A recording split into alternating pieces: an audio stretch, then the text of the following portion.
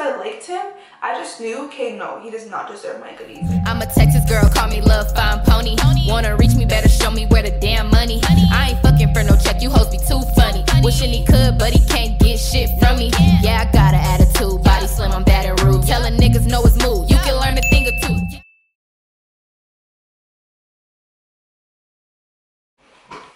What is up, L.I.A baes? And today I have a story time for you guys. It's been so long since I've told the story, and right now the most popular video on my channel is a story time, and it's the story of how I got my ass beat. Well, jumped. As you all are telling me, I did not get my ass beat, I got jumped. So let's just go with that. Anyways, today's story is going to be the time I got played. Okay, everybody got played before, but this isn't like me because I don't get played. I'm the player. Like, I don't be getting played. So this was like my first actual time, even to this day, my only time that I've really got played by a boy, well, to my knowledge. But let's get right into it. So first we're gonna call the boy that we are talking about. We are gonna call him Jerk, because he's a jerk. So let's call him Jerk. So now, me and Jerk were not together, but we were in a situationship.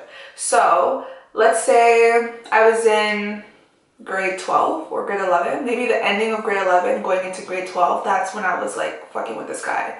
So I met him through mutual friends. I think my friend and his friend were supposed to like hook up or like chill or something, and then I just came along and it was just like, oh, there's a friend for you.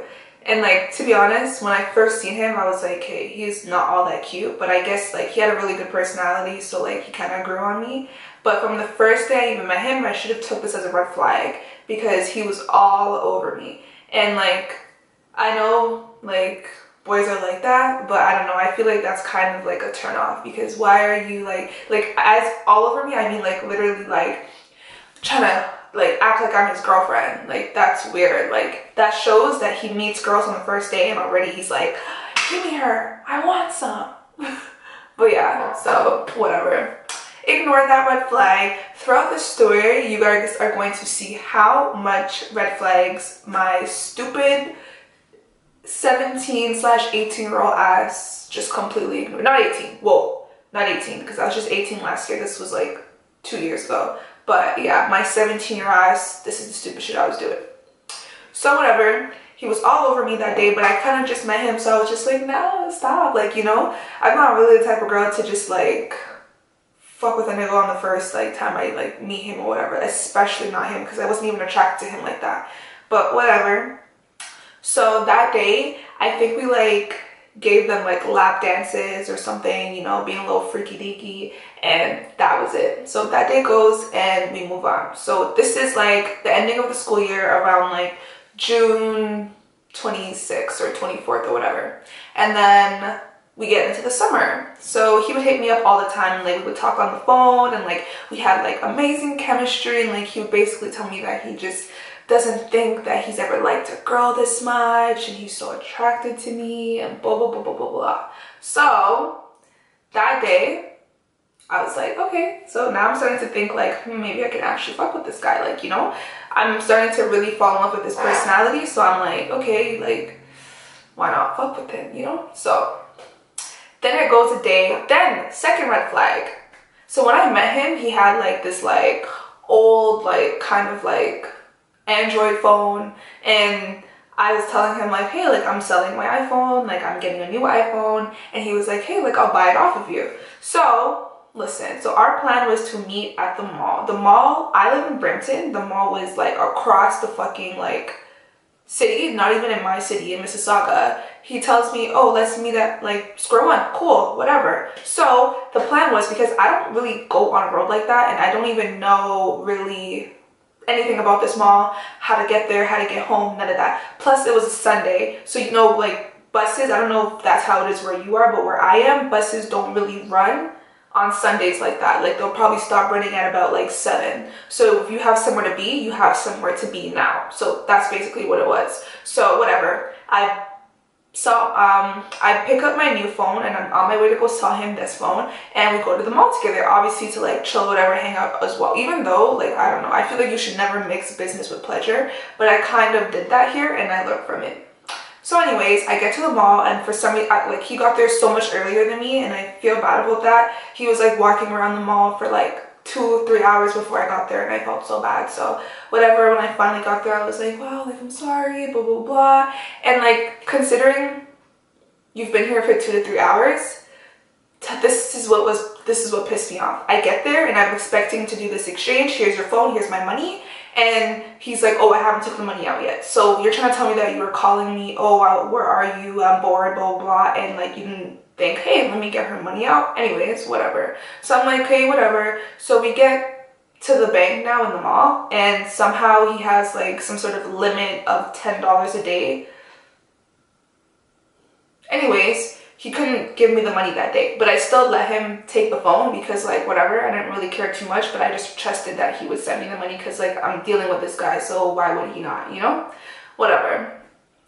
So this is going to be the #1 red flag, okay? #1 red flag. This should have had me done, but no, my stupid ass wants more smoke. Listen. So I don't know what was going on with him, but whatever, we're walking in the mall. He was supposed to be my way home. The plan was to like Uber home, and I would like get Uber home, or some way that he was my ride home. Somehow he was my ride home. So we're walking in the mall, and randomly he gets this phone call. He gets the phone call, and I don't know what the person said to him. I'm guessing it was like something like really crazy, but he basically looks at me and says, yo, I have to go. You have to go? He's like, I have to go, like, you can get home, right? Okay, bye. Walks away. I'm telling you, before I could even respond, like, yeah, he was already gone. I'm telling you, he literally said, you have a way home, right? Cool, bye, out. Walked away, gone. I'm seeing him walking fast as ever in the opposite direction from me. So now I'm like, okay, like, I'm pretty sure I can like find my way home, you know, I can get my way home. So I'm looking online, trying to figure out like what buses could take me home, because the bus that usually runs to my house is actually done now. So we're figuring out what bus does run to my house. Nothing. So what did I have to do? I had to take a cab from Mississauga to Brampton. That was like a $50 cab ride. Yeah. Okay, cool. Awesome. Now, I get home and I'm thinking to myself, okay, I'm not talking to him again. Because, like, I understand you got a little phone call, but no, that's not how you do things with me, period. And that's it. So I'm like, I'm not talking to him again. Somehow, guess who ended up talking to him again? Anyways, I ended up talking to him again. Now, then, where are we now? Okay, so he calls me randomly while I'm home and says, hey, did you get home okay? And I'm like, yeah, I'm home. You care? And yeah, that was it for that conversation. And then life moves on.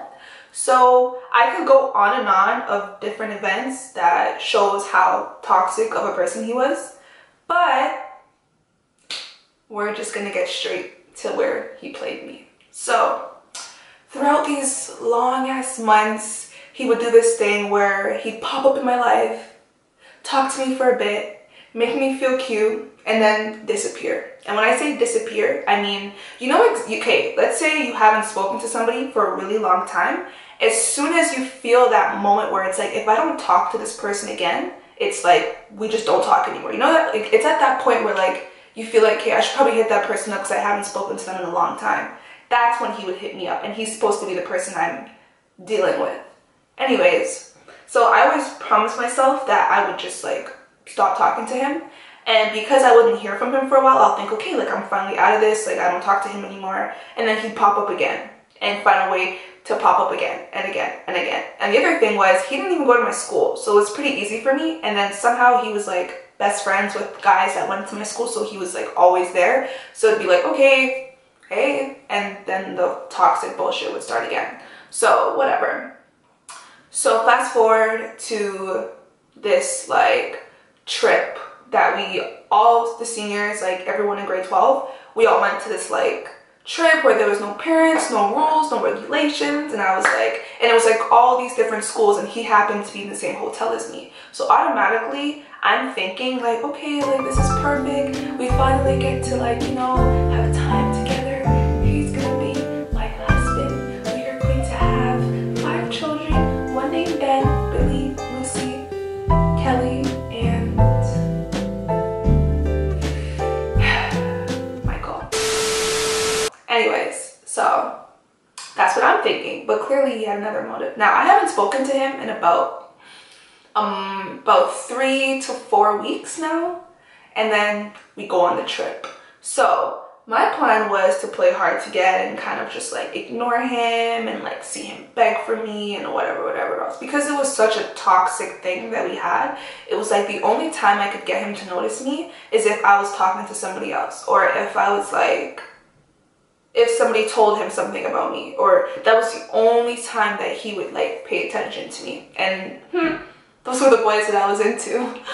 Anyways, so yeah, we're on the bus, we're on different buses. So now I'm thinking about him the whole bus ride, like, like I hope things work out between us. Now we finally are forced to be around each other, so maybe this can really work out, blah, blah, blah. So what happened was with me, I had this rule, I still do, I just not giving anybody my goodies unless like they're really something special to me, which is really never gonna happen. So yeah, yeah, he just never could prove that to me. Like, anyways, so the first day of this trip now, everybody's like, you know, settling in, looking where their rooms are, whatever, and we had a whole bunch of mutual friends. So somehow we were always seeing each other, whatever. So the first day he sees me, he kind of like comes and talks to me. He's like, hey, like, you know, just sweet talking me, making me feel special, whatever. And I'm thinking like, this is really my nigga. That's what I'm thinking. He's not my nigga now, but he's gonna be my nigga soon. So this is my nigga. That is what I'm thinking. So whatever. The first night, my friends, like, we were all drunk and we were all having fun and whatever. And I was kind of like, you know, like we were like me and him were really like together a lot, like whatever. Like I thought that was my nigga. Like everybody, all of my friends knew that that was my nigga. Everybody knew that that was my nigga. So whatever. So I think he like slept in my bed one night, but we didn't do anything because for some reason I just never felt like he could. I just never felt that he could. Like I just never. He wasn't it. Like, as much as I liked him, I just knew, okay, no, he does not deserve my goodies. Like, that was the kind of attitude I've always had with him. But coming to think about it, I think that's probably why he stuck around for so long, because he was just waiting to get that. That never happened, though, so thank God. Anyways, yeah, so I'm thinking me and him are perfectly fine. There was nights that we used to, like, sleep in the same bed. There was times that we were always together. We'd see each other in mutual places and he would like talk to me, whatever. And then I realized at the same time that as we were on the trip, he wasn't really paying that much attention to me. And it kind of like, it was a thing where it was just so toxic. Like it's almost like to my face, he'd make me feel like so special and whatever. But that's not how he would talk about me. That's not how he would act if I wasn't there. Like, he was just a piece of shit. So anyways, so we're gonna move on to the night of the surprise. So in my room, there was 3 girls, 3 of like my friends, whatever. There was also another girl that I've been friends with for years, little skinny little white girl that I've been friends with for years. We used to dance together. She was my dance partner and everything. Like that was my girl, okay? Now, she also knew that I was dealing with him, and I don't care what she tells me. She knows I was dealing with him. So anyways, whatever, everyone's getting ready, and I'm getting ready, and everyone's basically telling me like, oh, like, hurry up, whatever. So I'm hurrying up. Everyone's planning to go to this little event, you know, that was happening somewhere in Montreal. And yeah, I got ready too. So as I'm leaving, like walking out the door, my friend comes to me and she's like, hey, Aaliyah, like I have to tell you something. Actually, no, I'm skipping a huge part. Let me go fast forward backwards. There was the night before that, I was Oh, actually, this was the same night. Okay, that same night when I was like ready and stuff, like before everyone was going, me and my friend, we were downstairs in his room with his friends, just chilling, but he was nowhere to be found. Now, I didn't know where he was, but I was just like, hey, whatever. So he pops up randomly, and I'm like, hey, like, where were you? He's like, oh, I was just chilling with, we'll call her Lexi. I was just chilling with Lexi, and I was chilling in Lexi's room. But throughout the whole of the duration of the stay, Lexi's room was that fun room. So saying that you were chilling in Lexi's room is like saying like you were chilling at a party. Like that was what it was, but whatever. So I'm like, oh, okay. But coming to Lexi was the same friend that I had. So I'm thinking like, okay, like obviously Lexi knows that. That's like, who cares? That was the last thing that was on my head, whatever. So that same day when I went upstairs to like finish getting ready and stuff, and we're leaving, my friend comes to me and she's like, hey Leah, like Lexi and Jerk are like in the room together, like doing stuff, like making out and stuff. And I'm like, Lexi and who? And to be honest, Lexi was pretty thirsty. She was one of those white girls that would like, how do I say this? It was like, she was just intrigued by any single black, like no standards. Like it doesn't matter if he's as long as he's a black guy, like she was just like, hey, take me. Like she was that type of girl. So I'm like, Lexi, whatever. So I'm like, let me see for myself. So I walk in the room and they both kind of like look spooked out, like, and I'm like, and I left. Now, looking back at this story, every single day that I think about it, I'm like, bro, I wish that I went into that room, took Lexi's head, and smashed it into a wall. That's what I wish I did. Like, I'm not joking. If I could go back right now, that's what I would do. That's what I would do.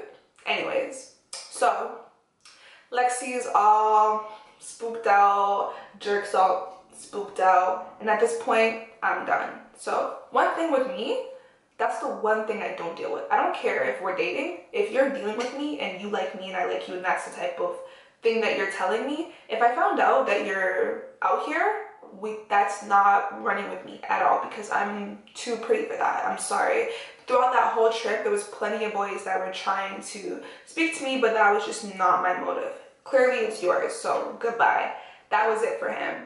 Now, what I did was I left, walked away, went into my room, shedded a little tear, fixed up, spoke to myself, gave myself a little pep talk, and I decided to stay home that night. And I basically like cleaned the whole room because throughout that whole trip, it was just bitches just throwing their clothes everywhere. We don't know whose edge control this is. Everyone's using everybody's straightener. My clothes are in this person's suitcase. This person has my clothes. And it was just a whole mess. So I just cleaned up the room, cleaned everything up and like whatever. And then I stayed home. That was it. And that was history for Jerk. Turned out he got his karma. I ended up having a 2-year relationship with one of his friends that told him, hey, I don't talk to her, blah, blah, blah, blah, blah, blah. He lied. He spoke to me. He fell in love. He's still in love to this day. And yeah, his karma was him having to watch me and watch another person treat me how he should have. And that's basically it. So yeah, that is the story of the time he played my ass. Anyways, thank you guys so much for watching Leah Bays. If you were not a Leah Bay already, subscribe, and that's all you have to do to become a Leah Bay. So yeah, thank you guys so much for watching. Tune in to my next video.